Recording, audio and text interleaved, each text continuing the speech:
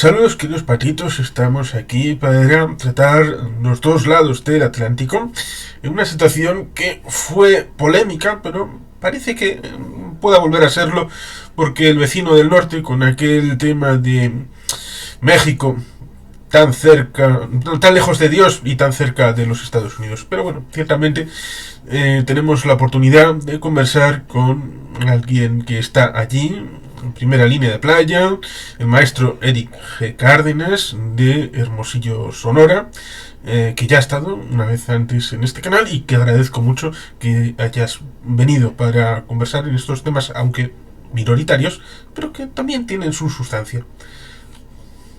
Muchas gracias por la invitación, Juan. Pues a la orden, saludos hasta allá.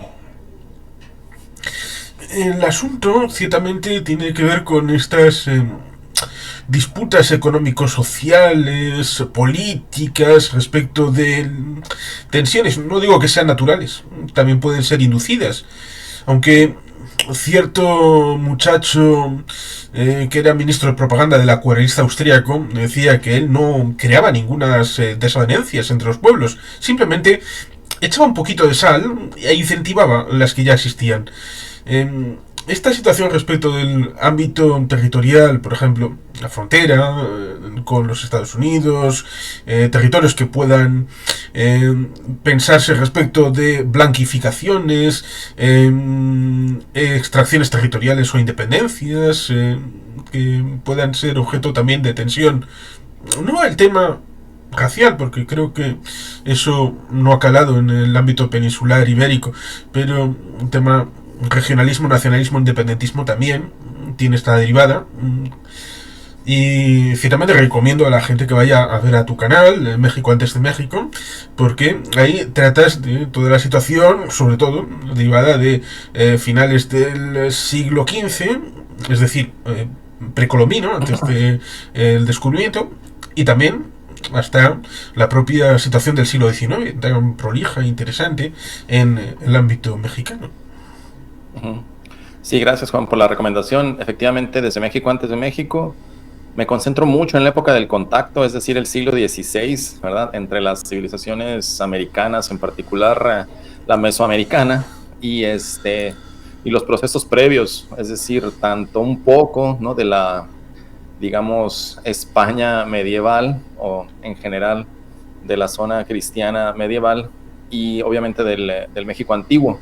Y ya posteriormente hablo un poco acerca de la consolidación del sistema virreinal, de las llamadas independencias, y ahí poco a poco hablo menos de los temas del siglo XX y siglo XXI. No obstante, con las declaraciones recientes, ¿verdad?, de Donald Trump, que han estado tanto en los medios de comunicación o con algunas, digamos, discusiones que hay en redes sociales, ¿no?, respecto a este tema de la conquista o lo que vivimos el año pasado, ¿no?, de los conflictos diplomáticos, etcétera. Bueno, pues vale la pena seguir revisando nuestra historia desde la antigüedad, en particular el siglo XVI, esta época de la conquista, y pues hasta la fecha, Juan.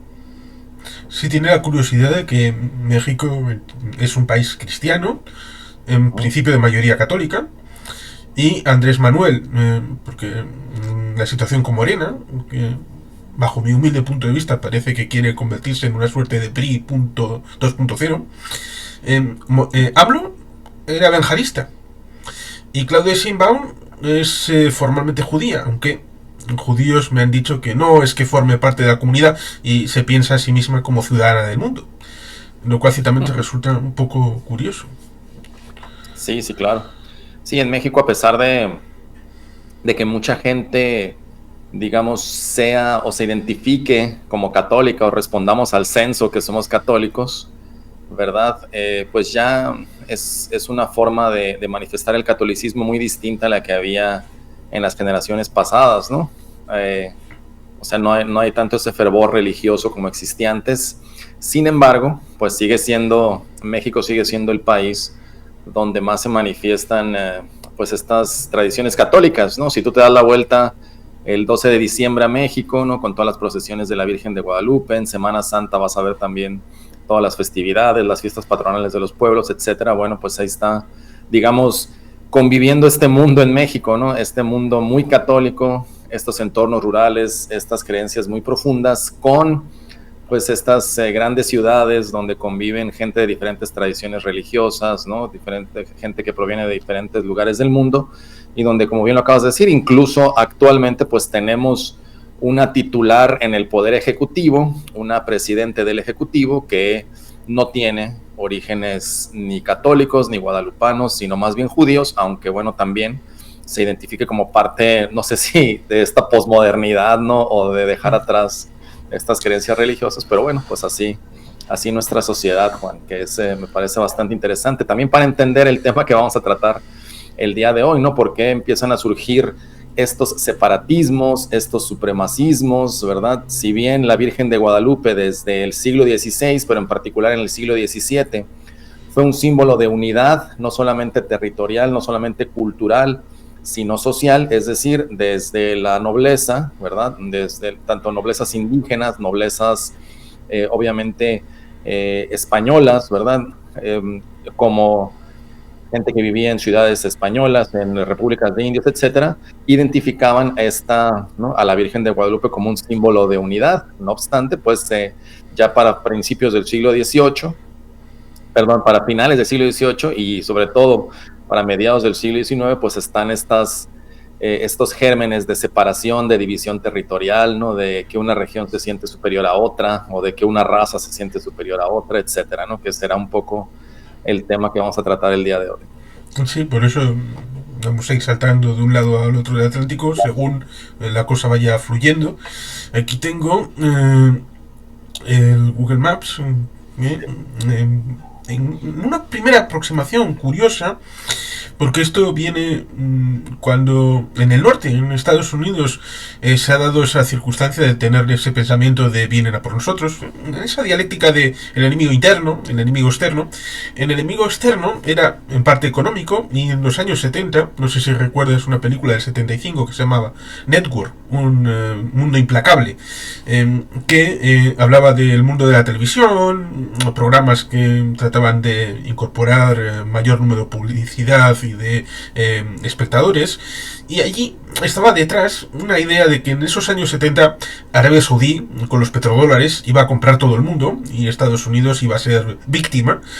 Luego nos encontramos en los años 80 que el enemigo pasa a ser Japón, que pensaban el crecimiento económico de Japón va a ser espectacular y entonces van a comprar todo, y ahí tenemos películas que tienen este trasfondo como Robocop, cuya corporación policial está a través de una empresa japonesa, y muchas otras, y luego ha sido sustituido por los chinos, que parece que va a comerse el mundo y va a sorpasar a Estados Unidos. En esos años 80 había una historia que circulaba y que todavía circula por ahí, que la situación complicada que vivió México, sobre todo con el tema del pago de la deuda externa y todo esto del 82, que Baja California iba a ser vendida a los japoneses. Sí, pues como para salir de deudas, ¿no? Como era un territorio que ellos, digamos, ansiaban. No obstante, pues este fue un simple rumor, ¿no? Sí, es cierto. Por empezar eso con algo así como curiosón, pues me pareció interesante esta anécdota. Y esto viene también desde la época de la Segunda Guerra Mundial, Juan, que pues ahí aprovechando que tienes el mapa ahí, ¿verdad? Sí. Estados Unidos construyó, justamente después del bombardeo de Pearl Harbor, una carretera que va de Sonoita a Puerto Peñasco, que está en la parte superior izquierda, ¿no? Del mapa, ahí donde se ve pura arena, que es el gran desierto de Altar, ¿no? Del lado de Sonora. Entonces ellos construyen una carretera de lo que es Ajo, Arizona, que conecta con la ciudad de Phoenix, y construyen una carretera en línea recta hasta Puerto Peñasco. Yo creo que ahí ya salió ¿no? En el mapa, ahí está. Puerto Peñasco, ¿no? Entonces esta carretera se construye en este lugar tan alejado, es decir, no había en ese entonces, ¿no? En los años 40, no había otra carretera pavimentada que conectara con esta carretera pavimentada de Sonoita, de la frontera con Estados Unidos hasta Puerto Peñasco, ¿no? Era una carretera que estaba ahí solita precisamente porque temían, o no sé si alguna información de inteligencia, pues que los japoneses efectivamente tomaran la península de Baja California, ¿no? Que tuvieran ahí algún armamento ya del lado americano, y pues a partir de lo que es el Mar de Cortés o Golfo de California, pues iniciaran un ataque a tierra firme en los Estados Unidos, ¿no? Entonces se construyó esta carretera a Puerto Peñasco para en un momento dado enviar tanques, ¿no? Enviar artillería y hacerle frente a esta posible invasión japonesa que pues nunca ocurrió, como bien sabemos, ¿no? Pero bueno, desde ahí viene este caso curioso de la tensión con los japoneses, ¿no? Y ya ves, ya que hablas de la cultura popular, Juan, o de los ¿cómo se dice? Pues sí, de las grandes producciones, vamos a decir. ¿Recuerdas cuando inició Amazon Prime hace un par de años? Creo que fue durante la crisis sanitaria. Salió esta serie de Man in the High Castle, ¿no? Donde estaba esta historia contrafactual de que había ganado la Segunda Guerra Alemania, y entonces el oeste de los Estados Unidos estaba ocupado por los japoneses, ¿no? Y el este estaba ocupado por los alemanes. Como te digo, hablando, ¿no? De estas, como te digo, estas historias contrafactuales que irían en contra de pues lo que es el orden geopolítico actual. Y ya pues la más reciente, ¿no? La película que salió el año pasado de Guerra Civil, que curiosamente creo que la vi en algún vuelo de avión o algo así, no la he visto completa, pero que indica cómo Estados Unidos se fragmenta en diferentes repúblicas, ¿no? Pero bueno, pues cosa que no, pues que ocurrió en su guerra civil, ¿no? Que fue esta guerra de secesión, y que en México hubo varios gérmenes, pero en particular en Sonora hubo un pequeño germen que en realidad no fue muy impactante, que iba a separar Sonora y Baja California del resto de México, que más bien fue influencia de unos filibusteros ahí a mediados del siglo XIX. Es decir, no era un movimiento realmente dirigido por las élites, pero hubo dos focos en nuestro país en el siglo XIX donde sí que hubo intenciones separatistas, ¿no? Que en este caso sería la República de Río Grande, lo que es alrededor, ya sería en el noreste, ¿no? Del otro lado, ¿sí? Alrededor de lo que es Monterrey, pues llegando precisamente hasta la zona tejana, ¿no? Todo lo que es el estado de Coahuila, y que antes estaba pegado con Texas, ¿no? Ahí sí va a ser la República de Río Grande. No fue tan grande ese movimiento tampoco, pero el movimiento que sí que tuvo mayor impacto y tuvo mayores repercusiones, pues fue la creación de la República de Yucatán, ¿no? Ese movimiento secesionista, que ya es totalmente al otro lado del país, ¿verdad? Ahí está, sí. La Yucatán. Ese movimiento secesionista sí que tuvo muchos momentos desde la fundación del propio México, donde las élites económicas pues intentaron crear una república independiente, en algún momento anexarse a los Estados Unidos, pero pues que también enfrentaron pues la mayor rebelión indígena también de finales del siglo XIX, ¿no? Que es en la Guerra de Castas, donde desde Santa Cruz Chan, que actualmente sería cercana a las costas del Caribe en el estado de Quintana Roo, en la misma península de Yucatán, ¿verdad? Actualmente se llama Carrillo Puerto. Bueno, desde esa localidad maya, pues iniciaron una serie de ataques a los pueblos y ciudades yucatecos, y estuvieron a punto de tomar la ciudad de Mérida, conocida como la Blanca Mérida en ese entonces, ¿no? Entonces esa es la parte que tenemos ahí, ¿no? Así que pues sí, hay, digamos, como te digo, fuera de estos símbolos de unidad que nos integran, ¿no? En particular, pues hablé al principio de la Virgen de Guadalupe, ¿no? Actualmente, pues la presencia del Estado-Nación mexicano. Fuera de eso, pues sí ha habido gérmenes de separación, ¿verdad? Y ha habido recientemente, yo no lo consideraría algo de gran importancia, no obstante, pues ahí están, ¿no? Algunas declaraciones de que el norte de México se quiere separar del resto del país, ¿verdad? Este tipo de cosas que han empezado a ser, pues yo no diría que impulsadas, ¿no? Empezado a ser populares, sino pues que se han empezado a escuchar por ahí, ¿verdad? Ese por un lado, ¿no? Y la contraparte, ¿no? De estos movimientos separatistas del norte, pues serían estos movimientos neoindigenistas, ¿verdad? Estos movimientos urbanos, sobre todo de la zona metropolitana de la Ciudad de México, que buscaban retomar la sabiduría indígena, se inventan una serie de fuentes, una serie de valores profundamente indígenas, inventados, ¿no? Repito, y surgen movimientos como la Mexicayot, la Toltecayot, los Anahuacas, ¿no? Que buscan de alguna manera ese supremacismo por las culturas mesoamericanas, sobre todo, ¿no? Entonces ahí están, hay dos contrapartes que me parecen movimientos minoritarios, no están involucrados grandes élites económicas o políticas, pero pues ahí tenemos estos visos, ¿no? Por decirlo así, de gérmenes de supremacismo, gérmenes de separatismo en un país como el nuestro. Sí, es interesante el enfoque porque por un lado tendríamos la situación de separación que es más propia en el ámbito de las llamadas razas, lo que uno empieza a ser refractario porque si solamente hay una raza humana, hablar siquiera de razas es meterse en el estado mental del otro. Y por lo tanto le estás dando la baza del campo ideológico al debate al otro, que es el que quiere utilizar ese esquema mental en contra de todos los demás. Con lo cual, digamos que esa separación de etnias o de realidades sociales es más propia del norte, del ámbito anglosajón.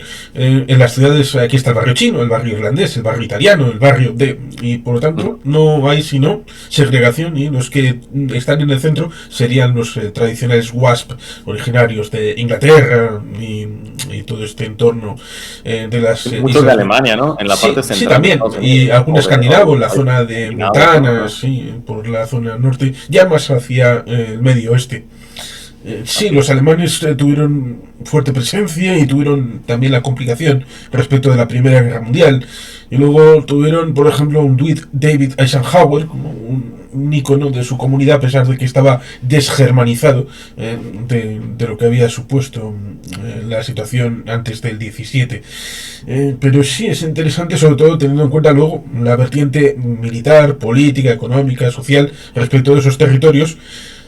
Y hablando de México, es imposible no mencionar el hecho del siglo XIX con esa desterritorialización de Texas, Nuevo México, que se llama Nuevo México por algo, Arizona y la propia California. Y es curioso que dijeras este ámbito de la carretera en este territorio, porque aquí en la parte norte, en esta zona, en el entorno de 1848, 46-48, acabó siendo, entre comillas, comprado, después de haber esta zona de Coronado National Forest, esta San Luis Río Colorado, pues es la última adquisición que tuvieron los yanquis de parte de México, con lo cual ellos también tienen su situación de controlar territorio que no es el de ellos, hasta el punto de que un poquito después y antes de su guerra civil se produce la llegada incluso hasta la batalla que ha hecho Chapultepec, la bandera de Estados Unidos ondeando en el Zócalo, y acabando teniendo un debate en Washington DC, y esto lo menciona a veces Emilio Blanedo, respecto de que los estados del sur, en su lucha con los del norte, la Confederación Futura y el ámbito de la Unión, tenían esa lucha por esclavitud sí o no. Y los estados esclavistas tenían que tener un supuesto poder en el Senado, sobre todo con el asunto de que 2 senadores por estado, y ese equilibrio requería que hubiera equilibrio ciertamente entre estados esclavistas y no esclavistas. Para mantener ese equilibrio, dado que cada vez había más estados no esclavistas en el norte que iba avanzando hacia el oeste, se necesitaba incorporar más territorios, también más mano de obra, y eso ¿de dónde lo podían coger? Pues con el imperialismo, pensando por ejemplo en coger a Cuba y convertirla en una isla esclavista, o coger estos territorios a México, cosa que se hizo, o incluso pensar si cogían todo México o no. En aquel momento dijeron no, como si pensaran, demasiados marrones aquí en la población del país, nos van a desvirgar el país. Si entonces no lo pensaron, ahora evidentemente yo creo que por ese lado de incorporación total del territorio no hay peligro. Otra cosa es eso, el despiece, que pueden estar tentados tal vez algunos grupos de locuelos, pero claro, como el primer locuelo es Donald Trump, pues uno ya no puede estar muy seguro. Sí, esta gran recesión de los Estados Unidos, efectivamente, pues se enfrentan dos modelos económicos, ¿verdad? Visto retrospectivamente, ¿no? Pues era imposible que el sur ganara esta guerra frente a un norte industrializado, ¿no? Donde se estaban manufacturando armas, donde había una superioridad económica mucho mayor a la del sur, ¿verdad? Y no, esto digamos fuera del campo de batalla, pero esto digamos dentro del campo de batalla, quise decir, fuera del campo de batalla, en la arena política, pues efectivamente estaban estas tensiones donde si los territorios recientemente quitados, ¿no? a México, es decir, California, Nuevo México, Arizona, Nevada, y la misma Texas, que se había independizado y luego anexado en 1836, iban a ser, ¿no? Territorios que iban a apoyar al sur, entonces a ella se le complicaba la cuestión, ¿no? al norte de los Estados Unidos. Aquí también cabe mencionar la relevancia que tuvo el general Winfield Scott, ¿no? El que hace la toma de Chapultepec y posteriormente la toma de la Ciudad de México, como digamos, esta primera invasión a México, que fue donde pues, él se consolida como general y va a tener una actuación destacada también en la guerra civil, ¿no?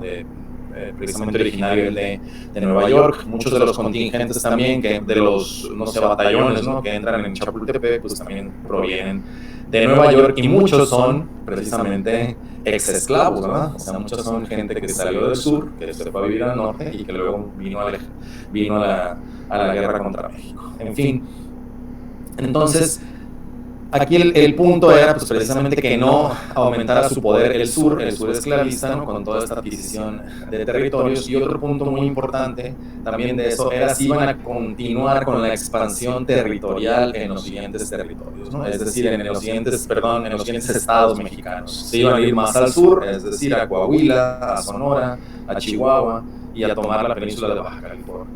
Parte de las grandes tensiones de las negociaciones en el Tratado de Guadalupe Hidalgo, ¿no? O sea, lo que exigían los norteamericanos era un paso por tierra para que el ferrocarril llegara al puerto de San Diego. Esto, en algunos trazos, vendría, ¿no? Desde Texas, pasando por el sur del río Gila, ¿no? Que es precisamente donde acabas de mencionar que está la frontera, la última frontera que se adquirió, ¿no? Por esta zona entre Tucson y Arizona, ¿verdad? Y lo que es el norte de la zona esta de arena del desierto de Altar para entroncar al río Gila, ¿no? El haber obtenido ese territorio en un principio, pues hubiera puesto en una situación muy frágil a la península de Baja California, porque prácticamente hubiera quedado separada del territorio mexicano, ¿verdad? Entonces, si algo hicieron bien los diplomáticos mexicanos, ¿no? Pues fue defender ese paso por tierra a la península de Baja California para que no fuera en los siguientes años pues arrebatada al territorio mexicano. La península de Baja California era un territorio, no era un estado, o sea, había muy pocas poblaciones en el siglo XIX, realmente se empieza a poblar hasta el siglo XX, hasta mediados, hasta finales, ¿no? Cuando se hace la zona turística de Los Cabos, es hasta entonces que se empieza realmente a poblar la península de Baja California. Entonces era una zona bastante despoblada que estaba en riesgo de perderse en este tratado, ¿no? Y bueno, debido a que se respeta esa conexión por tierra, pues la frontera primero se va al río Gila y ya después con la venta de la Mesilla, pues se recorre, ¿no? a la línea recta que podemos ver actualmente. El río Gila que pasa al norte de Tucson, cerca de la ciudad de Phoenix, pues ahí es donde estaba la primera frontera. En fin, es todo el territorio que estamos viendo. Y ahora menciono esto, ¿verdad? Porque efectivamente años después se envían filibusteros primero a la Baja California, William Walker, ¿no? Que él acabaría después en Centroamérica, y se envía también, o vienen también contingentes de filibusteros a lo que es la zona del desierto de Sonora, ¿no? Intentan tomar Caborca, también estos filibusteros, después de la venta de la Mesilla, y básicamente pues son expulsados de este territorio, ¿no? Tanto William Walker como mira, y esta me la debería saber el nombre del filibustero que llegó a Caborca, ¿verdad? Ahorita porque es algo que explicamos aquí en las visitas turísticas, pero bueno, no pasa nada. Así la gente tiene por qué buscar por ahí también. Sí, claro. Él, bueno, es derrotado precisamente allá en Caborca, y ahí se acaban sus intentos por crear la República de Sonora, ¿verdad? Que iba a abarcar esta supuesta República de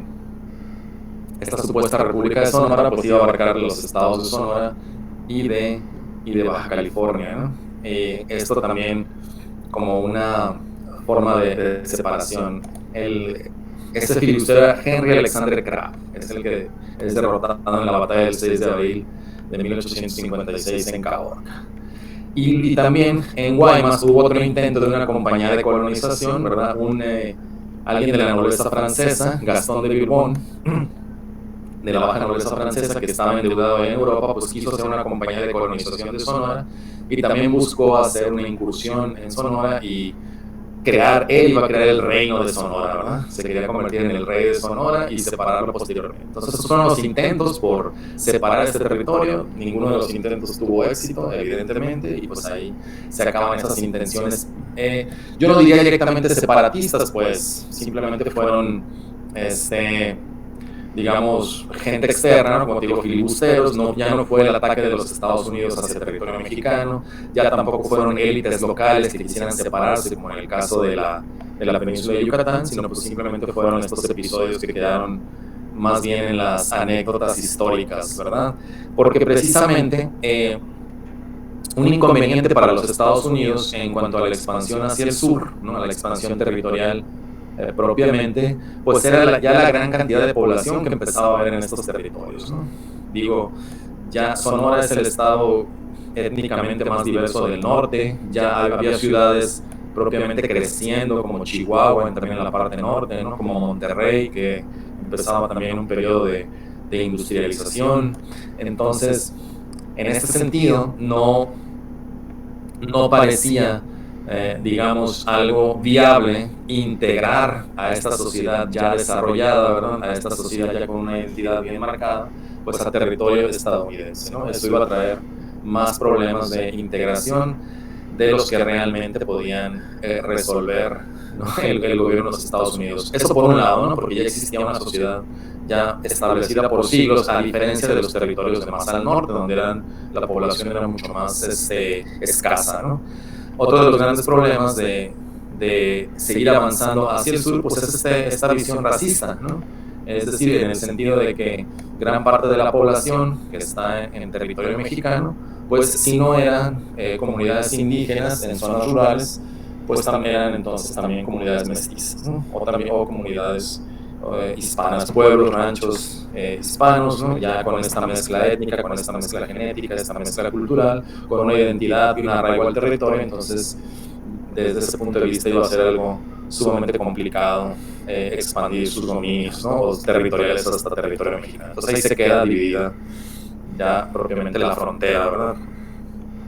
Sí, es cierto que se puede buscar en Wikipedia estos proyectos de Sonora y algún otro, que algún filibustero tuvo alguna idea en ese siglo XIX. Ciertamente uno de esos fue el que acabó en Nicaragua a mediados del siglo XIX, intentando hacer algo parecido con esa concepción que decía antes de vamos a incorporar nuevos territorios, con esa idea de equilibrar en Washington el ámbito, porque pensaban el norte va a ser muy pujante y por tanto si no hacemos equilibrio, entonces en un momento van a tener una mayoría para derogar el tema de la esclavitud y por tanto tenían esa perspectiva de ir ampliando, pero ciertamente eso suponía triturar poblaciones y tener una situación, no sé si se puede llegar a decir análoga a como pasaba en Sudáfrica con el apartheid, que había una minoría que controlaba a una mayoría. En aquel caso eran también negros y no tenían derechos. Y en el sur de Estados Unidos, en la futura confederación, pasaba crecientemente algo parecido. En este caso serían negros. De haber incorporado más territorios mexicanos, habrían sido negros e hispanos, con lo cual eso habría sido también complicado desde el punto de vista de la gestión política, pero es un what if, es un elemento que no se dio. Eso sí, hay un tema curioso que me lo ha dicho Emiliano Jiménez, y es la idea de que los territorios que se fueron incorporando en la zona norte se convirtieron en estados, supuestamente bajo su prisma, no lo he verificado, únicamente cuando la población hispana era minoritaria y que no era un problema. Y que esto me lo decía en función de que Puerto Rico, según él, jamás se va a convertir en un estado de los Estados Unidos porque es mucha población hispana que incorporar, a pesar de que técnicamente estarían ya incorporados, porque buena parte de los puertorriqueños ya están en los Estados Unidos, ya salió de la isla y tienen derecho a votar al presidente por ser ciudadanos continentales. Sí, sería el mismo planteamiento. Como te digo, esta visión, pues sí, segregacionista, ¿no? De la sociedad norteamericana, pues fue lo que detuvo su avance territorial, ¿verdad? Hacia el norte de México. Ah, hablando políticamente, ¿no? En el Congreso había gente que ni siquiera estaba de acuerdo para empezar con la guerra contra México y de arrebatar estos territorios, ¿verdad? Había gente que quería la expansión hasta la zona central, donde realmente, ¿no? O sea, hasta la zona de San Luis Potosí o de Querétaro, donde realmente están los núcleos de población grandes en el territorio mexicano, es decir, se veía la oportunidad de avanzar todavía más al sur. Había... había congresistas, ¿no? También que hablaban desde un punto de vista muy racista, ¿no? En el sentido de que, pues, la raza mexicana, como la llamaban, ¿no? Era una raza corrupta, puesto que había incorporado estos mestizajes, ¿no? De grupos indígenas, de españoles, ¿no? O sea, prácticamente, ¿no? Esta visión segregacionista anglosajona, digamos la más radical, ¿no? Que se muestra en el Congreso de los Estados Unidos, ¿no? Es curiosamente el discurso, ¿verdad?, que apoya la leyenda negra y que muchos mexicanos se creen, ¿no? En el sentido, no de manera directa como lo dijeron desde Estados Unidos, ¿no? En el sentido de que, pues es que en México no podemos integrar México a los Estados Unidos porque ahí está lo peor de lo peor, así lo decían tal cual, ¿no? Es decir, las razas indígenas, que para ellos eran prácticamente en un estadio sumamente inferior, ¿no? Desde esta visión racista del siglo XIX, ¿no? Desde esta visión del siglo XIX, o sea, ni siquiera valía la pena, digamos, preservarlos, por decirlo así, ¿no? Ya ves que pues, se les remitió a reservaciones, ¿no? Y todo este tipo de políticas de exterminio. Entonces, tenemos esa parte y aparte tenemos, ¿no? También desde el punto de vista de la leyenda negra, ¿verdad? Pues tenemos sangre de la peor parte de Europa, ¿no? Que es España. Entonces somos la mezcla de lo peor del mundo, entonces no vale la pena pues tomar estos territorios, ¿no? Simplemente pues somos, digamos, seríamos como lo ha marcado su política desde ese entonces, un patio trasero, ¿no? Que les alimentara de recursos, de mano de obra y nunca se veía como precisamente este país ni para tratarse de manera igualitaria, ¿no? Mucho menos como otra potencia, ¿verdad? Política, ni tampoco pues de igual a igual, ¿no? Sino simplemente pues este patio trasero, vamos a decir, de su país. Eso desde el punto de vista más radical de la política de los Estados Unidos, ¿no? Y por otro lado, ¿verdad? Pues estaban también estas intenciones, ¿no? De fragmentar el territorio mexicano, como ya lo comenté, ¿no? A través de los filibusteros, ¿no? En la parte esta de Sonora, en la parte más al norte, aunque fue antes Sí. de la guerra entre México y Estados Unidos, es decir, en 1840, pues también estaban estos proyectos de hacer la República de Río Grande, ¿no? A invitación de hacer la República de Texas. Entonces estaban estos intentos también de fragmentación. Y pues posteriormente estos diferentes intentos a lo largo del siglo XIX también de la península de Yucatán, ¿no? De la República de Yucatán, de secesionarse de México, ¿no? Los cuales, al igual que Puerto Rico quizás, ¿no? Cuando se manda una propuesta para que la República de Yucatán se anexionara a los Estados Unidos como un estado más, pues esta propuesta es rechazada, ¿no? Ni siquiera pues hay una negociación para que se conforme como un protectorado o para integrarla de alguna manera, entonces queda un poco a la deriva ahí este proyecto de la separación de la República de Yucatán. Entonces, pues bueno, creo que desde entonces la política de los Estados Unidos hacia México pues ha sido esa, ¿no? De desunión, de fragmentación, de impedir que haya realmente un desarrollo como una potencia económica como tal. Sí, quizá antes de volver en dirección hacia el norte, tengo una curiosidad, porque aparte de que aquí en Google Maps se establece una frontera en discontinuidad respecto de Guatemala y Belice, que es algo que en principio no es objeto de lo de hoy, tenemos esta zona, creo que es el Petán, ¿no? El Petén. Perdón, el Petén. A veces intento equivocarme porque Petén es el muchacho este francés, pero bueno, en este caso suena parecido, a pesar de que es Petain, ¿no? Y Petén. Bueno, pues esta zona se le ofreció a México, ¿no? Y no es de territorio mexicano.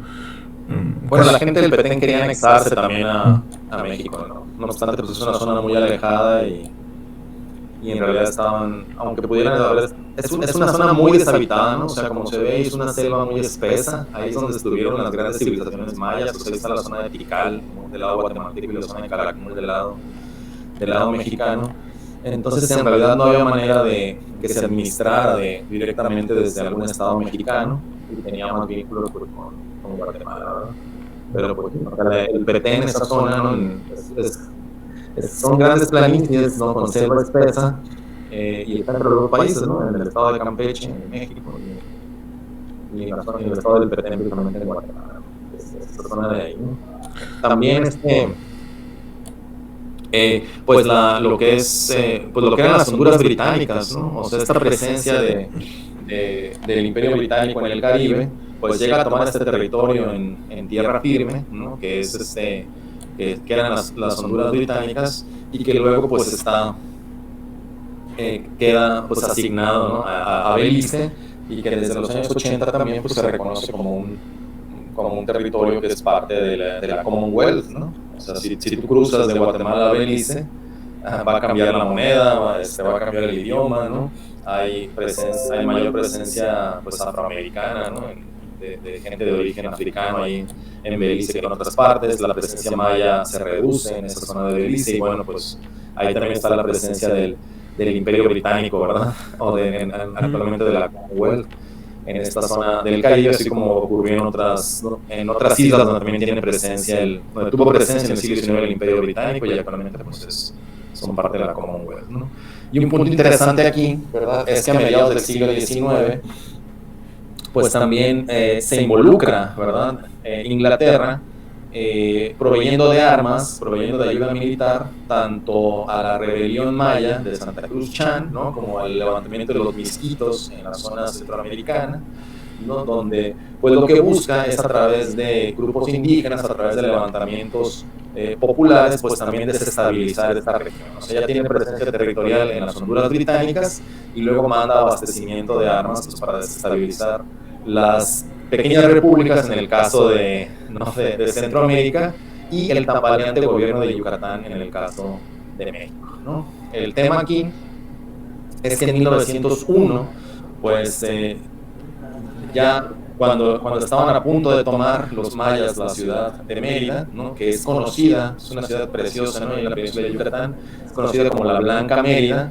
tanto por la piedra caliza, perdón, de color blanco, como porque la gente de ahí, hablando de este racismo del siglo XIX, ¿no?, por ser de un tono de piel más claro, se consideraba la casta divina, ¿no? Era la raza blanca, ¿no? Si puedes ver ahí en el mapa, pues se ve blanca en la ciudad, ¿no?, efectivamente por la piedra caliza que hay en la región, y con la cual se construyeron varias de sus casas y edificios, ¿no? Pero bueno, más allá de la blanquitud, no usando este término woke, ¿no?, de la ciudad como tal, pues también la gente se consideraba de una casta superior, ¿no? Entonces, no obstante, ya cuando estaban a punto de ser tomados por la rebelión de Santa Cruz Chan, por los mayas, pues entonces entra el ejército federal mexicano, ¿verdad? Porfirio Díaz envía a los efectivos del ejército federal mexicano para impedir que sea tomada la ciudad de Mérida por parte de la rebelión maya, ¿no? Repliega a los rebeldes mayas, crea, pues ya a través de la presencia del ejército mexicano, pues se estabiliza la zona, ¿verdad?, a través de la presencia militar mexicana. Y la península de Yucatán se divide en tres, bueno, en ese entonces eran dos estados y el territorio de Quintana Roo, ¿no? O sea, ahí es cuando el estado de Yucatán, pues ya nada más queda, digamos, la parte norte, ¿no? Se crea el estado de Campeche, del lado izquierdo, que también es otra ciudad preciosa que sufría el asedio de los piratas en la época virreinal, y se crea el territorio de Quintana Roo, donde pues había surgido, ¿no?, cerca de las costas del Caribe, donde había surgido la rebelión de Santa Cruz Chan, en lo que es actualmente Carrillo Puerto, ¿no? Felipe Carrillo Puerto en la península de Yucatán. Entonces ahí se estabiliza la situación política de Yucatán, ¿verdad? Queda todavía, no estoy tan familiarizado con la sociedad yucateca, pero queda cierto orgullo, ¿no? Por ser, por haber creado una república, vamos a decir, ¿no? Por haber creado un proyecto de una república independiente, por tener, digamos, una identidad regional, una identidad particular que pudiera contrastar con la identidad mexicana, ¿no? Por, bueno, no sé, me parece que hay ciertos, hasta la fecha, pues hay ciertos signos de una identidad regional entre los yucatecos, pero pues ya no hay estas, ya no hay estas propuestas de secesión, ¿no? Como pudiera haber en otras partes de México, ¿verdad, Juan? Pero pues sí, ahí es como se divide entonces la península en estos, actualmente pues ya 3 estados, ¿no? De hecho, curiosamente, ¿no? Se fomenta el crecimiento de Cancún como centro turístico para que Quintana Roo deje de ser un territorio, haya más población y se convierta en un estado más de la federación. Que este estado, actualmente es el estado de Quintana Roo, al oriente de la península de Yucatán. Entonces, ahí estaría, como te digo, hay ciertas identidades regionales muy fuertes, ¿verdad? Que en algún momento, en esta identidad regionalista, la gente pudiera sentirse superior a la gente de otras partes de México, ¿no? Digamos, en algunos segmentos de la sociedad, no sé, los yucatecos pudieran decir que son mucho mejores, ¿no? Que el resto de los mexicanos. Eso ocurre también en Monterrey, Nuevo León, ¿no? Aquí mismo en Sonora hay estas, digamos, manifestaciones un poco de superioridad, ¿no? No sé si llegaría al supremacismo, pero donde estas identidades regionales en algún momento en la historia pues conformaron, ¿verdad?, unidades políticas como la República de Yucatán, o intentaron conformar unidades políticas, o como en el caso de la República de México.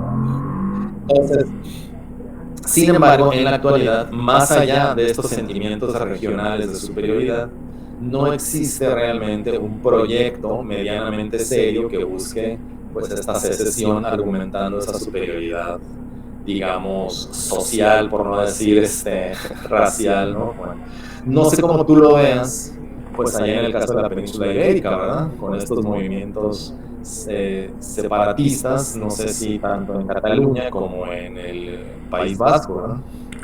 Bien, siempre podemos trasladarnos al ámbito peninsular, teniendo en cuenta de que aquí hay cosas que están territorializadas o no. Recuerdo algo que en principio no tiene territorio, como es la rebelión surgida el 1 de enero del 94 con aquel subcomandante Marcos y el movimiento que en teoría no dirigía él, pero que en teoría para el mundo la figura más prominente era él, y que ha quedado en el olvido. Ya no se ha oído más de toda esta historia y parece más algo que es un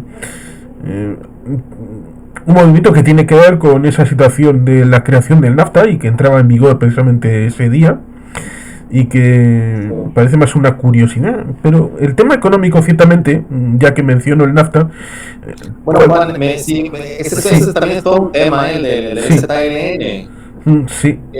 No sé si, mira, bueno, igual tú eres el que conduce la entrevista. Tú dime si te gustaría que abundara en eso o primero vemos lo que pasa en la península ibérica. Sí, igual vamos a la península ibérica siempre con tus intereses, porque yo no sabría por dónde enfocarlo y por lo tanto vamos a vehiculizarlo a través de tus curiosidades, teniendo en cuenta de que, bueno, no hemos dicho qué modelo existe en México, si es una república que sea federal, unitaria, simétrica, asimétrica.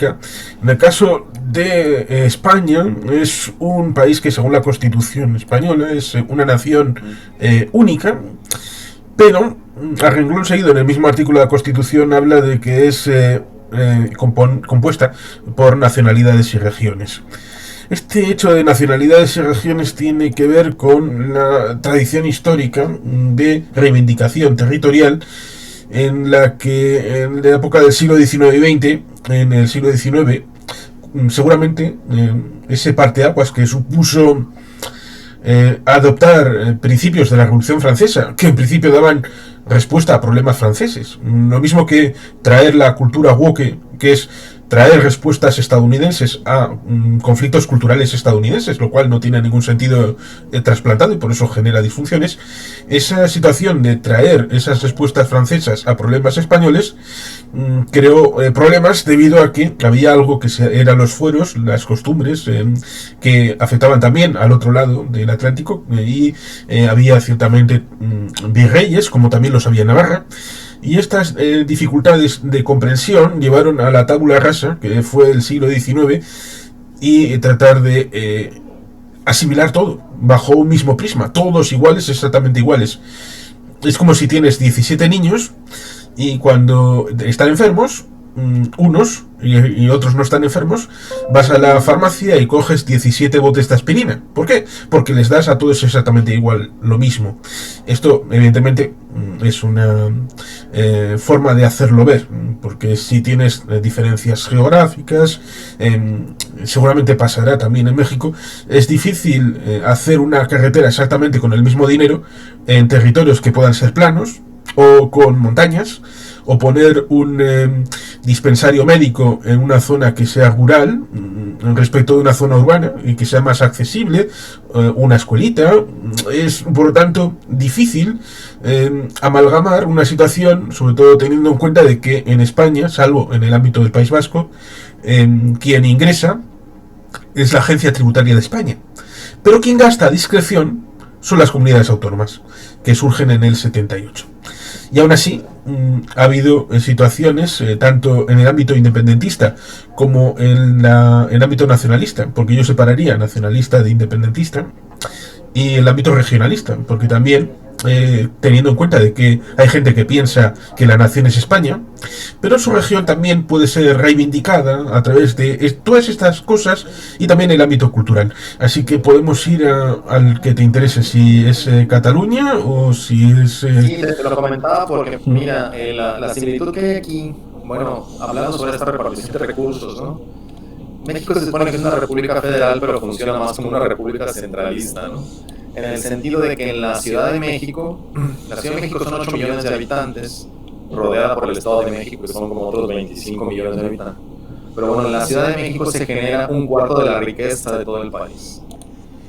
O sea, históricamente, ¿no? Desde el virreinato, pues es la ciudad que concentra la mayor parte de la riqueza del país, ¿no? Entonces, ahí ya tenemos una zona de México, ¿no? que es inmensamente rica comparada con el resto de las regiones de nuestro país, ¿no? No obstante, en el norte, pero sobre todo en Monterrey, existe este discurso regionalista donde ellos dicen: nosotros generamos, ¿no? un montón de riqueza, le damos al gobierno, ¿verdad? O sea, digamos de todo lo que generamos le damos al gobierno una gran parte y el gobierno federal nos regresa muy poco de lo que le damos porque está repartiendo en las otras regiones de México, ¿no? En las regiones más pobres que vendrían siendo los estados del sur, Guerrero, Oaxaca y Chiapas principalmente, ¿no?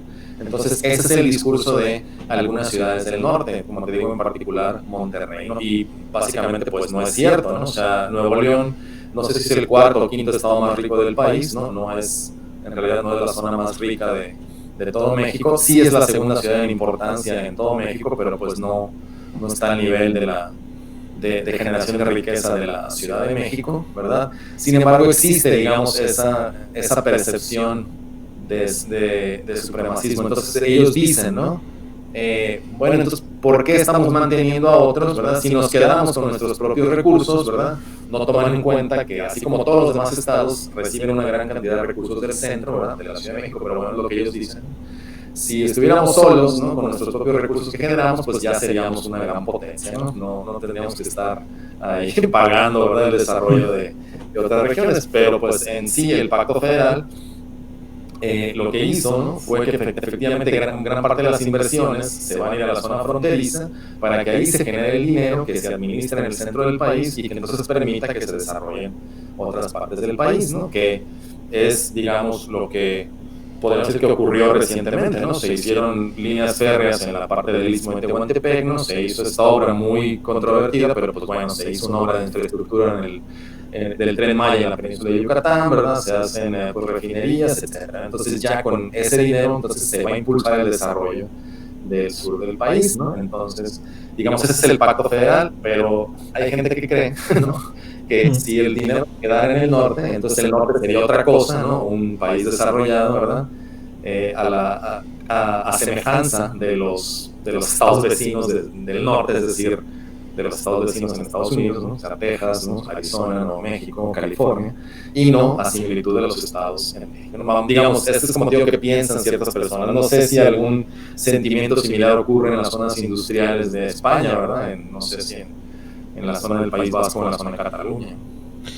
Entiendo el concepto y entiendo la comparación y tiene esa visibilidad de que Cataluña tradicionalmente se ha quejado porque buena parte de los recursos que generaba y generan devienen en ser gestionados a través de impuestos por la Agencia Tributaria Española y por tanto ser centralizados en Madrid.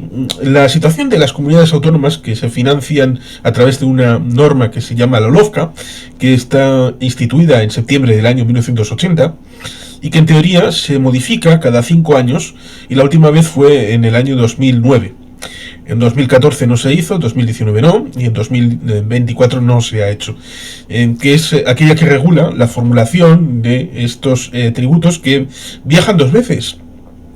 Viajan a Madrid, luego vuelven de alguna manera hacia las comunidades autónomas y luego se ponen todos en una cesta común del 75% y la gestión es tan enrevesada que he hecho un desafío respecto de ello. Explico el sistema, porque en España hay 2 sistemas financieros. Está el sistema foral, que atañe al País Vasco, y está el régimen común, que atañe a las otras 15 comunidades autónomas. Nadie ha aceptado y cumplimentado el desafío de, en un vídeo de 10-15 minutos, más allá de un vídeo que tiene Juan Ramón Rayo, economista, que sí lo tiene y lo explica bien, o una escritura de 4 o 5 folios, en el que no hablen del régimen foral, porque siempre que intentan describir el sistema común, se desvían. Es como es tan árido, tan denso y no lo entendemos nada, que al final se meten con el otro sistema que viene de época inmemorial. El tema de Cataluña ciertamente es interesante porque en un momento dado, porque yo distingo, por un lado está ese memorial de agravios, que puede ser más o menos objetivo, pero que puede ser común. Decías que Guerrero, Oaxaca, Chiapas reciben dinero, que pueden tener una dificultad estructural, económica, social. Quizá también en otras zonas de México Central que no sean exactamente el Distrito Federal también tengan su memorial de agravios en una costa o en otra. Por lo tanto, estos agravios mayores o menores de una índole u otra, pues puede ser consustancial a todo el mundo. La cosa es cómo se encauzan esos agravios, cómo se tratan de arreglar estos problemas políticos por parte de aquellos que elegimos. En el caso de Cataluña, hubo esa situación en la que por un lado iban los agravios y por otro la transformación en lo que se llamó el proceso independentista, en el que todas estas situaciones las coagularon en solamente una respuesta a un sí o un no. Y por eso a mí me parece que es alucinante, porque claro, aquel que diga que sí a la independencia está diciendo me importa un carajo todos los problemas desmenuzados, por lo tanto solamente digo que sí a la independencia. No tengo que comerle la cabeza nada más. Y aquel que dice que no, dice, todos los problemas que podamos resolver estamos alimentando el fuego del agravio, y por lo tanto estamos alimentando el tema de la independencia, con lo cual las cosas se quedan como están. Y claro, eso tampoco puede ser, porque la sociedad entonces dice, pues vamos a los extremos, que es lo que pasa también con el tema de la derecha o izquierda. Si el que está en medio no me resuelve el problema, pues igual digo, pues me voy al extremo, que igual, aunque sea de alguna manera, pues igual algo me da. ¿Qué es lo que pasa con Bolsonaro o Lula? El tema de Boric con Kast. Esto se ha visto en la parte sur del hemisferio occidental, en las Américas. En el caso de Cataluña pasó eso. Y con una situación bastante curiosa, porque aquellos que hacían el proceso del ámbito independentista, aunque yo les llamo falso independentismo, ¿Y por qué lo digo? Porque desde el principio sabían que no iban a tensar la cuerda hasta el punto de romperla. Y luego lo confesaron, de que era mentira, de que no iban a romper la cuerda y hacer una forma de ejercicio. Porque tú puedes entender el hecho de que dentro de la ley es posible preguntar a la gente. Incluso preguntar cosas que sean, en teoría, poco legales. Poco legales en tanto en cuanto si sale una cosa que sea controversial, como ¿quiere usted independizarse? Hombre, preguntar en principio puede ser peligroso, pero no es delito, o no debería de ser delito. El delito tendría que ser si usted esa respuesta me la quiere imponer a través de medios no legales, si quiere ejercer la independencia a través de un salto fuera del ordenamiento jurídico, entonces eso ya sí es ilegal, porque está usted cometiendo un delito ejerciendo un contrafuero contra el derecho. Pero preguntar en principio... La cosa es que en Cataluña preguntaron 2 veces, en 2014 y en 2017. La de 2014, como el gobierno de España no preveía ni siquiera que se fuera a preguntar, fueron más o menos relajados. Se preguntó no sobre la independencia directamente, sino si querían un Estado soberano, una fórmula así, siempre con la idea de luego negociarlo. En 2017 se llegó a una situación en septiembre, del 6-7 de septiembre, en el Parlamento de Cataluña, en el que si uno mira realmente lo que se trataban las leyes llamadas de desconexión, estaban hablando de forzar una unilateralidad, es decir, un acto unilateral, pero para llegar a una bilateralidad con el Estado, lo cual ciertamente era kafkiano. Pero afortunadamente la prensa se centró en la primera parte, la unilateral, en el tema de que estos se quieren separar y todo esto.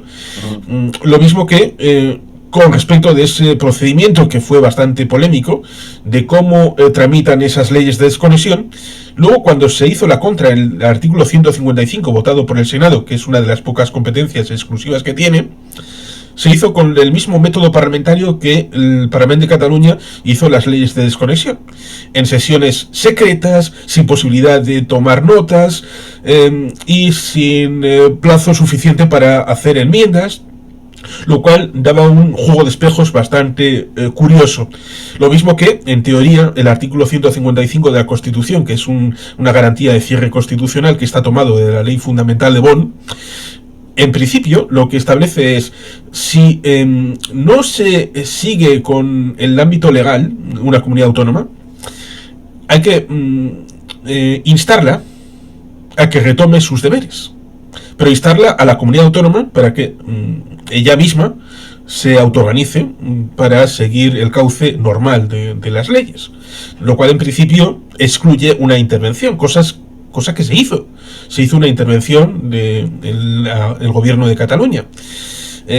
Y resulta curioso porque esa interpretación de lo que el gobierno de Mariano Rajoy hizo ya había sido establecido en la comisión constitucional, la comisión que hizo la Constitución, y luego también se votó en pleno, rechazándola, tanto en comisión como en pleno.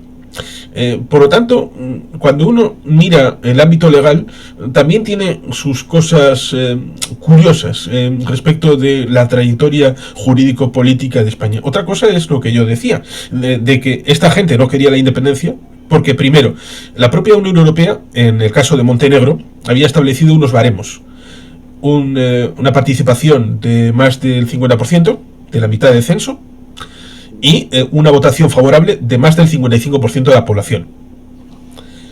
Los llamados procesistas o independentistas jamás, nunca pudieron llegar a más del 50% del censo.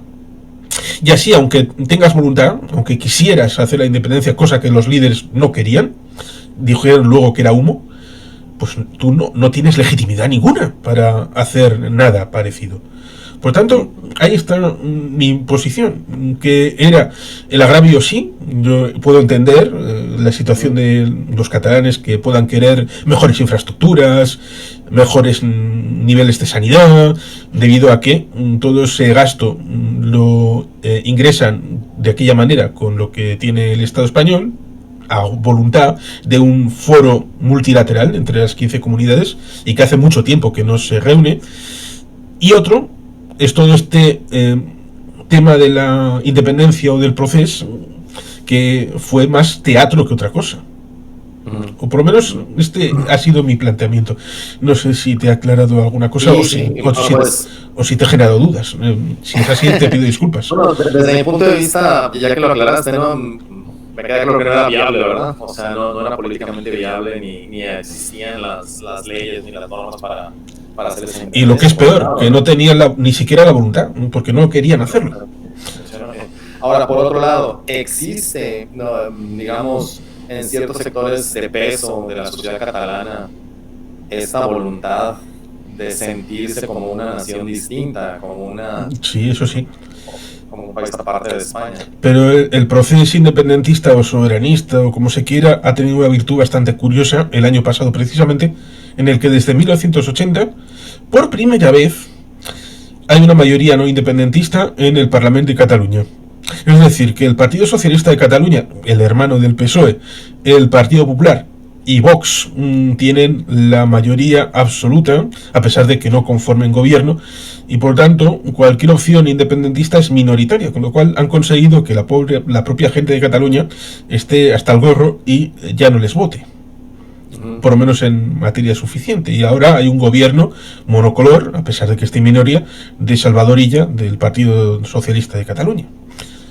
Bueno, Juan, si me permites entonces... Sí, claro. Voy a tomar la experiencia que nos acabas de decir, ¿no? O bueno, más bien voy a tomar los comentarios que nos acabas de decir como experiencia para lo que pudiera pasar en el norte de México. Y ya al final sí que retomamos lo del ZLN. Sí, sí. El caso es que en el ámbito del Estado español, en España, también hay otras comunidades que tienen este déficit respecto de infraestructuras, de financiamiento. Baleares, Valencia, y no han tenido el mismo tratamiento. Sobre todo en el ámbito de Valencia es importante respecto de la Dana que tuvo lugar hace no demasiado tiempo.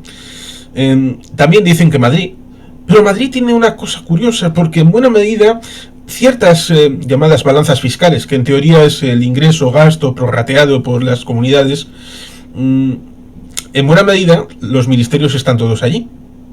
En buena medida hay una serie de instalaciones que se dice como que el Museo del Prado, seguramente lo conoce todo el mundo, se llega a decir en algunas balanzas fiscales como que es un gasto respecto de las 17 comunidades. Evidentemente no es así, porque la gestión es de Madrid, está en Madrid, y por tanto las 16 comunidades que no son la Comunidad de Madrid no tienen ni ingreso ni gasto respecto del propio Museo del Prado. Con lo cual a veces en estas balanzas fiscales o elementos contables puede haber estas disfunciones. Lo mismo que si hablamos del territorio, podemos encontrarnos que Galicia es una comunidad que es una nacionalidad histórica como País Vasco o Cataluña, pero está gobernada por el Partido Popular. Y a veces tiene dificultad de reivindicación de cosas que le corresponden en su estatuto, como por ejemplo en el estatuto gallego dice que pueden tener una policía propia y no la tienen.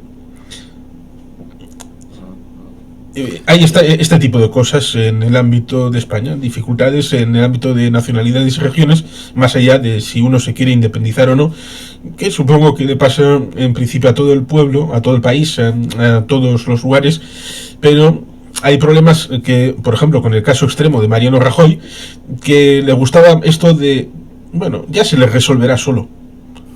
Pero el problema, cuando lo dejas que vaya germinando por ahí, pues a veces puede pudrirse. Y eso es lo peor que puedes hacer en política, porque estás para resolver los problemas de la gente, no para, bueno, si lo dejo ahí tapado, pues igual ya la gente se olvida del asunto. Sí, claro. Yo creo que pues, este es un tema bastante complejo, Juan, en el sentido de que pues estamos hablando de español, formamos parte de una misma, digamos, matriz cultural, ¿no? Históricamente en algún momento fuimos parte de la misma gran unidad política y ahora conformamos distintos países, estados, provincias, no sé, ¿no? Regiones autónomas, depende de cómo se llame actualmente. Y me parece que esta situación, ¿no? Estas pequeñas disputas regionales o locales, pues han sido aprovechadas por las grandes potencias, tanto europeas como en el caso de América, pues por los Estados Unidos, ¿no? Entonces, a mí me parece que este sentimiento de regionalismo nos ha jugado mucho en contra a lo largo de nuestra historia y sigue ocurriendo y puede tener consecuencias en el futuro y negativas, ¿no? Sí, puedo poner, por ejemplo, a Puerto Rico. En Puerto Rico hay un movimiento, no puedo decir de cuánto, porque ahí estaría el intríngulis, de volver a ser parte de España. Reunificacionista se llama. Y yo les hago y les echo un par de vídeos en mi canal con tres situaciones. Una, para que Puerto Rico pueda ser parte de España. Por un lado, necesitarían una vía de salida de Estados Unidos, de la cual forma parte en este momento. Es decir, una vía legal, una vía jurídica de posible salida. Luego, necesitarían una mayoría sólida, explícita, en Puerto Rico, que manifestaran no solamente un día, sino también con cargos públicos. No sé cómo está distribuida la isla, sino municipalidades, no sé si se tienen regiones, no sé cómo está, y el ámbito del gobernador y el parlamento que tienen. Tendría que haber una mayoría en todas esas instituciones de políticos que se manifestaran a favor del reunificacionismo y que fuera algo mayoritario. Pero también habría otra parte, que es en parte lo que comentas respecto de que ciertos localismos, regionalismos pueden dividir. Claro, a Puerto Rico le puedes decir vas a salir de Estados Unidos porque tienes dificultad económica, infraestructuras, no te quieren, no te hacen mucho caso, no quieren que seas un estado, pero van a dejar de ser lo que son ahora para, hipotéticamente, me refiero a que los fenómenos políticos que tienen esta idea del reunificacionismo son gente que en buena medida refuta el regionalismo y el nacionalismo en el ámbito peninsular. ¿Vas a decirle a Puerto Rico que va a integrarse en una España unitaria, que sea menos capaz de autogobierno de Puerto Rico que lo que tienen ahora en Estados Unidos? ¿Qué persona racional haría ese tránsito de, bueno, estoy mal, podría estar mejor, pero para que me gobierne Madrid directamente?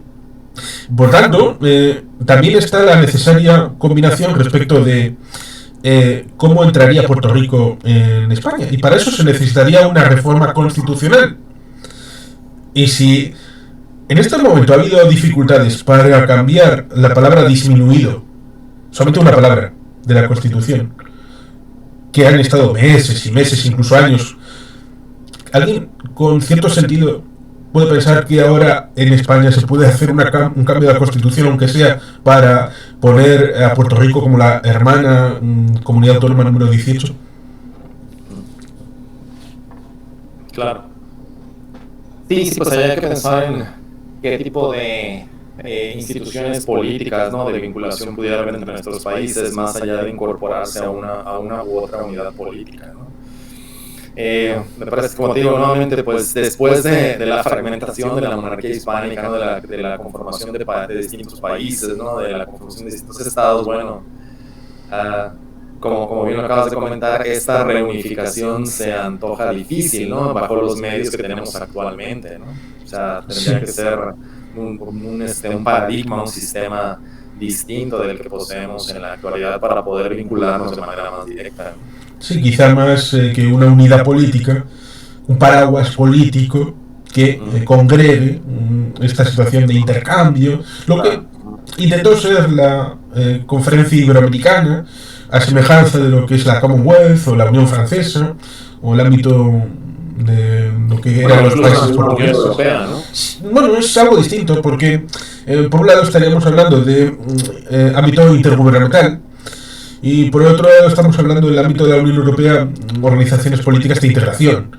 Se puede dar un paso de la una a la otra, pero primero es más viable estas reuniones intergubernamentales de intercambio, foro de diálogo y todo esto, y luego en el tema de aproximación, pues ahí ya luego puedes generar confianza, sinergias. Se ha visto en Sudamérica lo complicado que ha sido el Mercosur, que tienen más aranceles hacia afuera que hacia adentro. El Pacto Andino se fue y desapareció, y otras organizaciones como la CELAC, UNASUR, ya no existen virtualmente ni literalmente, lo cual Y esto me regresa al tema, ¿no?, de los regionalismos, en el sentido de que, bueno, cada estado en América, en el sur del continente, ¿verdad?, pues vela por sus intereses regionales más allá de conformar, ¿no?, un paraguas político, como comentabas, ¿no?, que velara por la, digamos, la prosperidad común de toda una región, ¿no? Me parece que en el caso de México, ¿no?, estos movimientos que hay en el norte, movimientos culturales, de alguna manera movimientos políticos, precisamente siguen atendiendo hacia esas necesidades regionales, ¿no? Es decir, como digo, está esta percepción de que el norte es mucho más productivo. De hecho, el gobernador de Nuevo León, que no es de Morena, ¿no?, es de otro partido, ¿no?, del Movimiento Ciudadano, curiosamente tampoco se llama partido, se llama movimiento, igual que Morena, pero en fin, el gobernador de Nuevo León, él ha hecho declaraciones como estas, ¿no?, donde dice, es que en el norte se trabaja, en el centro se administra y en el sur se descansa, ¿no? O sea, en esta percepción de que es poco productivo el sur del país, de que el centro solo sirve para administrar, de que la verdadera riqueza se genera en el norte. Entonces empieza a ver estas declaraciones donde ve, ¿no?, por, digamos, la prosperidad regional, ¿no? Si en algún momento se llegara a separar algún estado del norte de México o toda una sección del norte de nuestro país, todos los recursos de los servicios, los recursos naturales que hay en el sur, principalmente pues el petróleo, aunque bueno, ya no es realmente la mayor fuente de ingresos, pero bueno, digamos, recursos naturales, ¿no? El desarrollo de servicios, desarrollo de diferentes productos, etcétera, la cantidad de población que hay en el centro de México, si en algún momento el norte se llegara a separar y dejara de percibir los ingresos, ¿no?, del gobierno federal que hay en el centro del país, pues caería rápidamente en complicaciones económicas, ¿no? Es decir, no tendrían dinero para infraestructura, para salud, para educación, etcétera. O sea, se verían realmente estresados respecto a esta... O sea, no tendrían acceso, digamos, ¿no?, a la repartición de recursos que se hace desde el centro del país, ¿no? Entonces, pues sí, México sigue siendo un país bastante centralizado, ¿no? Entonces, o sea, a pesar de lo que diga este discurso, ¿no?, en la realidad se harían estados todavía más débiles si realmente surgiera este proceso de secesión, ¿no? No obstante, estas ideas, ¿no?, de que es más productivo el norte, también se apoyan de ideas de corte racista, bueno, en el sentido de que, bueno, la densidad poblacional en la época prehispánica era mucho menor en las zonas áridas, ¿no?, en la Iberoamérica. Por lo tanto, la presencia española y europea, ¿no?, en general fue más importante en el norte, ¿no? Mientras en las grandes zonas urbanas, por cuestiones poblacionales, tendrías una genética de más o menos 50-50 entre españoles e indígenas, ¿no? En el sur, vamos a decir, tengo un video, ¿no?, de los primeros del canal donde hablo de esto, pero bueno, en el sur tendrías una relación 70-30, ¿no?, o sea, 30% por generalizar, ¿no?, de influencia española, 70% de influencia indígena, y en el norte, pues sería el inverso, ¿no?, o sea, 70% de influencia española, 30% de influencia indígena, ¿no? Entonces, apoyándose en ese discurso también, pues ha empezado a haber ciertos movimientos culturales donde hablan precisamente del México blanco, ¿no?, que más allá de ser, o sea, que es una defensa totalmente anacrónica de lo que de estos regionalismos, ¿no?, donde aparte de hacer un regionalismo absurdo, ¿no?, que no tiene sustento económico, pues además se está regresando a ideas que uno pensaría que ya están superadas, ¿no?, en el discurso social, en el sentido de que por tener rechaza, ¿no?, esta parte de esta presencia indígena, e incluso esta presencia indígena mesoamericana, ¿no?, considerándose pues una raza superior del México del Norte, ¿no? Entonces, bueno, digo, no me parece que sean movimientos mayoritarios, me parece que son ciertos segmentos radicales de diferentes ciudades del norte de México. Tampoco pues existe, ¿no?, realmente movimientos políticos sólidamente, así como, o al menos, ¿no?, ciertas acciones políticas, como en el caso de Cataluña, que como ya lo vimos, pues realmente no tenía el objetivo de la separación, pero en fin, o sea, no creo que esté a ese nivel, ¿no?, estas propuestas que hay en el México del Norte, ¿no?, por separarse del México del Sur, pero sí que se puede empezar a ver el germen, ¿verdad?, de este regionalismo, ¿no?, de este supremacismo apoyado en lo racial en ciertas ciudades pero bueno, en general en algunas ciudades del norte de México, ¿verdad? Y que no corresponde realmente pues a una realidad política, económica que busque el desarrollo de nuestros países, ¿no? Es decir, si en algún momento se buscara mejorar las condiciones de prosperidad en las diferentes ciudades del norte de México, más allá de proponer esta separación respecto al centro, ¿no? Que es una zona, la zona más rica, bueno, en el sentido de que es donde más se genera dinero en todo el país, ¿verdad? Más allá de eso, pues yo más bien me enfocaría en tratar de hacer más vínculos con los estados del sur de Estados Unidos, ¿no? Para aumentar las exportaciones, ¿no? Para aumentar, ¿verdad?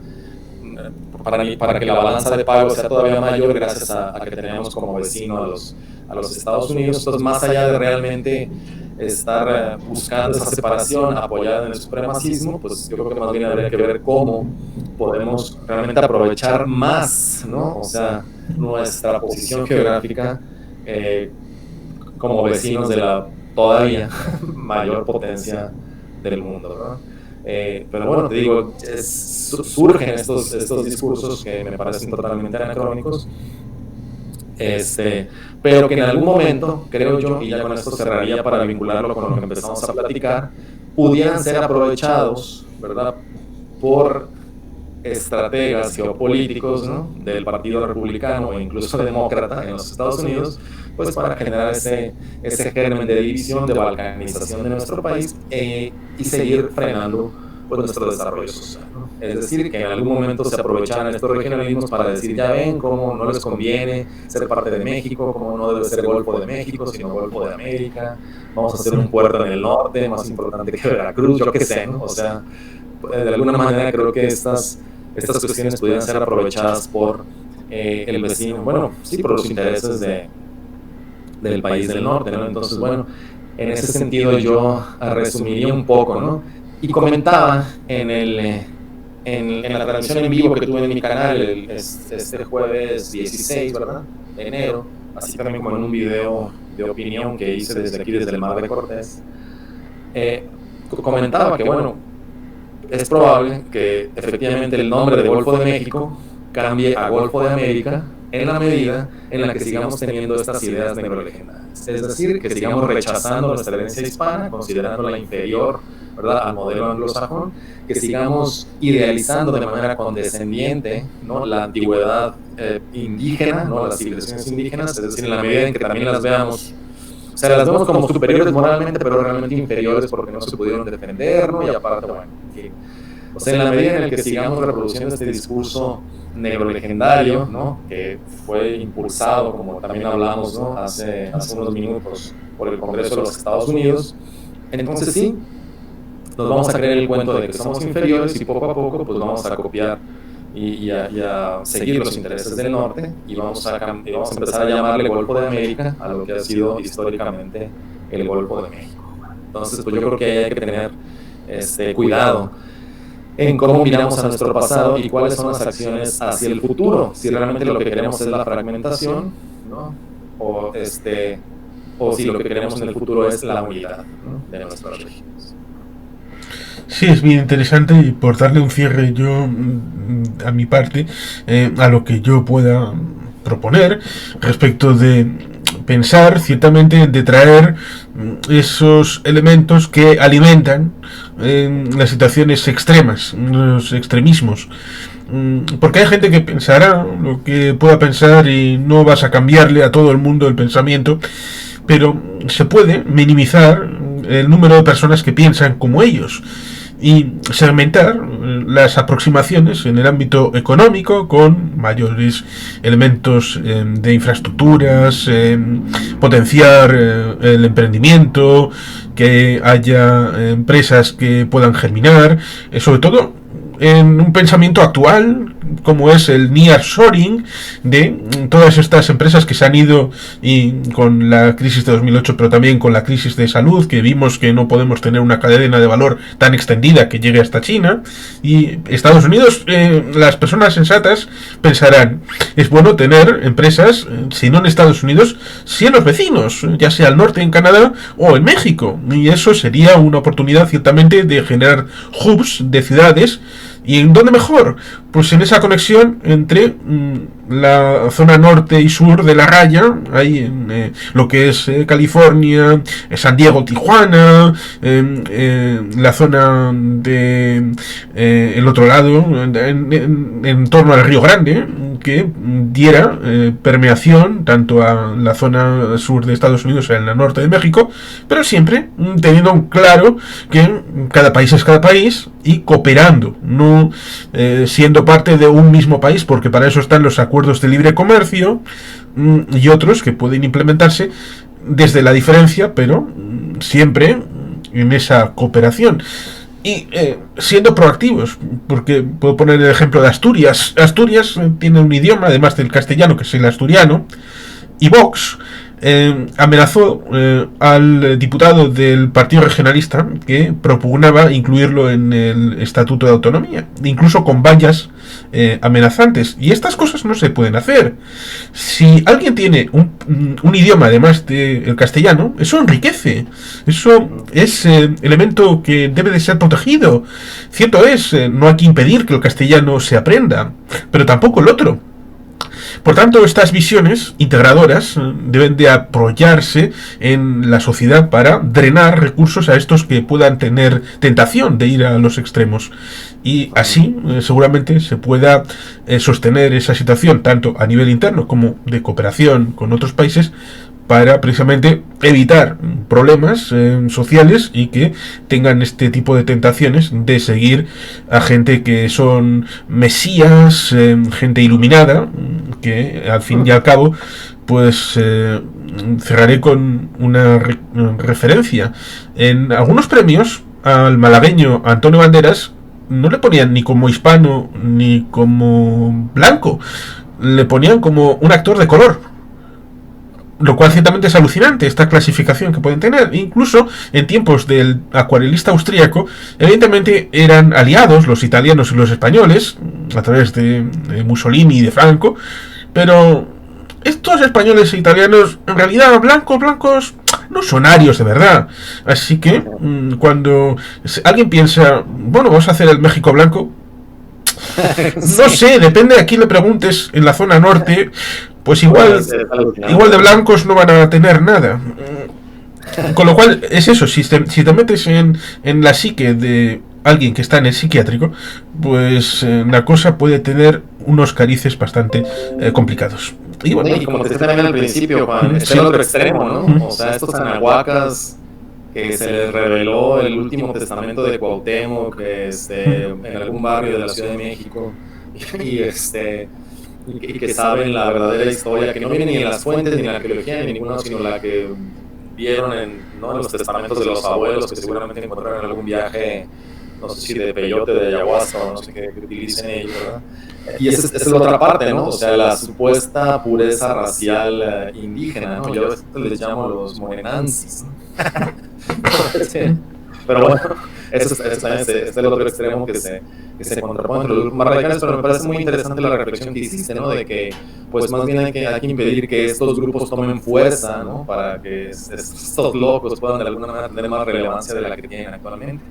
Por otro lado, quería cerrar, dejamos pendiente ese tema y lo voy a decir rápidamente, Juan. Sí. Las comunidades indígenas, históricamente, o sea, desde los primeros momentos del contacto, pues hubo rebeliones, la gran mayoría de ellas con la intención de obtener mayores recursos, de pagar menos impuestos, ¿no? De tener mayor prosperidad en sus comunidades a lo largo de todo el virreinato del siglo XIX, y sobre todo en el siglo XIX, pues hubo rebeliones para evitar el exterminio, ¿no? Entonces, el movimiento zapatista, ¿verdad?, se ha querido encuadrar, o el ZLN se ha querido encuadrar en esta especie de que por pertenecer a una nación originaria necesitan su propia nación, ¿no? ¿no? O sea, necesitan su propio territorio con sus autoridades, ¿no? Con su soberanía, etcétera. Pero ellos en todo momento, las declaraciones que hacían era que ellos eran mexicanos, ¿verdad? Que querían seguir siendo mexicanos, que estaban pidiendo más bien que la riqueza nacional, parte de esa riqueza que viene del uranio de Chiapas, ¿no? Pues del agua, que es un recurso importante también en Chiapas, de muchos recursos que hay en la zona sureste del país, también les tocara a ellos, ¿no? Para tener mejores escuelas, mejores centros de salud, mejores caminos, etcétera, ¿verdad? O sea, si nosotros vemos la historia de las rebeliones indígenas, esa ha sido la pauta, ¿verdad? Buscar mejores condiciones en sus localidades, más allá de movimientos mesiánicos, separatistas, etcétera. Realmente el fondo es el mejoramiento material. Lo mismo, bueno, ha ocurrido a lo largo de la historia, ¿no? Yo estuve, te digo rápidamente, en algunas de las mesas de justicia del pueblo Seri o Comcac, ¿verdad? Y los antropólogos y políticos se ponían a decir, ¿no? Que los valores culturales, que esto, que el otro, y la gente representante de las comunidades, a ver, sí, ya, todo eso está muy bonito, pero necesitamos que pavimenten bien, que traigan agua potable, ¿no? Que traigan electricidad constante, ¿verdad? Etcétera, etcétera. Sí, eso ciertamente enlaza con las peticiones estas de perdón a los pueblos originarios.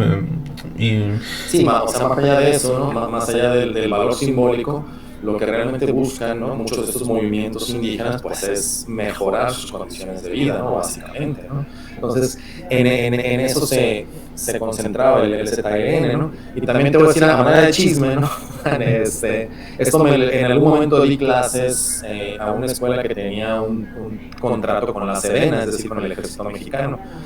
Y tuve ahí algunos alumnos que precisamente eran soldados, y alguno de ellos una vez me comentó que fueron a decomisar el cargamento de armas, ¿verdad? Que estaba llegando a Veracruz y que procedía de Alemania, y que ese cargamento estaba destinado precisamente al ZLN, ¿no? Que era un contrabando de armas que iba a la zona de Chiapas, ¿no? No sé si sea verdad o sea mentira, pero eso me lo comentó una vez un alumno y nunca salió eso en los medios de comunicación, ¿no? Entonces, también me resulta algo raro, ¿verdad? Que un campesino que apenas puede tener una autosubsistencia o tener ingresos mínimos, como es en esa zona del país, de repente pues tenga acceso, ¿no? Tenga los miles de pesos para comprar un arma del calibre que tenían mientras patrullaban la ciudad de San Cristóbal de las Casas, ¿no? O sea, ciertamente había organizaciones internacionales que les interesaba, ¿verdad?, financiar estos movimientos, que les interesaba armar estas zonas en nuestro país, quizás también por motivos separatistas, por motivos de desestabilización, ¿no?, etcétera. Sí, pero motivos ideológicos, sí. Entonces, bueno, ahí está esa cuestión. Finalmente, después de que se toma San Cristóbal de las Casas y se hacen los pactos de San Andrés, bueno, las acciones militares se detienen. Sigue habiendo otros problemas en la región, ¿no?, relacionados con la presencia de paramilitares, pero bueno, básicamente este movimiento después de la toma de San Cristóbal se detiene y son atendidas, ¿no?, yo diría, quizás no al 100% de las necesidades, pero pues sí, se empezaron a hacer atendidas las necesidades en esas comunidades, ¿no? Uno va actualmente por estos pueblos alrededor de San Cristóbal de las Casas y uno ve, pues efectivamente, la mejora en los caminos, la mejora en centros de salud, etcétera, ¿no? Aunque también pues uno ve la presencia de propagandistas políticos, ¿no?, la presencia incluso, ¿no?, de pues evangelistas, ¿no?, la presencia de otras organizaciones que aprovechan estas zonas inestables, ¿no?, para sus propios fines. Pero bueno, más allá de eso, es lo que te quería comentar, ¿no?, de que muchos estos movimientos indígenas en México, e incluso este que fue el más radical, ¿no?, el que movió a los intelectuales a cuestionarse, ¿no?, sobre el México profundo, etcétera, etcétera. Incluso en este movimiento los dirigentes siempre mantuvieron que tenían esta identidad nacional mexicana. Sí, es interesante y ciertamente explica parte del asunto y evidentemente da para bastante más. Pues ciertamente puede ser un cierre interesante. Espero por lo menos por la parte que me toca, haber sido claro. Tú siempre lo eres en tus vídeos en tu canal México antes de México, que sigo al máximo de mis posibilidades, y invito ciertamente a la gente a hacer lo que corresponde, que es visitarlo, ver los vídeos, darle like y todas estas cosas que son importantes para un canal de YouTube. Y ciertamente muy agradecido. Si quieres decir alguna otra cosa respecto de un final. Pues igualmente, para la gente que nos haya escuchado, pues espero haber sido lo suficientemente claro. Traté de abarcar, ¿no? una gran ventana temporal con el objetivo de dar precisamente eso, un panorama global, ¿no? Cada uno de estos movimientos políticos, separatistas, pues tiene, ¿no?, su propia lógica y tiene sus especificidades, pero bueno, yo creo que lo que buscaba en lo personal pues era dar un panorama general de cómo se mantiene la unidad en un país como México, ¿no? País que es el resultado de la secesión de la Nueva España, de la monarquía hispánica, y que pues a la fecha yo considero que tiene una unidad sólida, pero que hay que estar muy pendientes, ¿verdad?, en estos visos, ¿no?, en estas señales o pequeños gérmenes que pudieran traernos problemas precisamente de separatismo, de secesión, y en lugar de fortalecernos, pues de debilitarnos frente al entorno internacional que estamos viviendo. Entonces, pues espero haber sido lo suficientemente claro y agradezco a las personas que nos han escuchado y nuevamente pues que continúen siguiendo tu contenido, así como se den una vuelta por México antes de México. Bien, pues volveremos.